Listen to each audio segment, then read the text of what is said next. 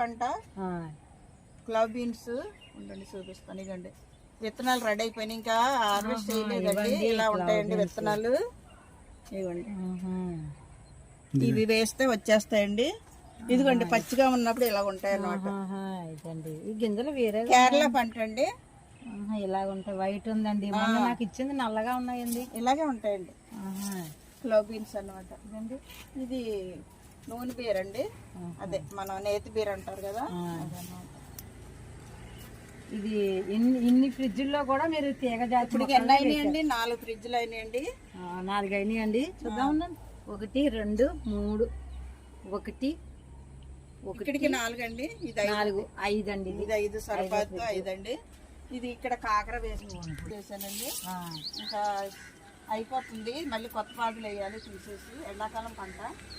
ఇది నూనె బీరండి, చూసారా కాయ.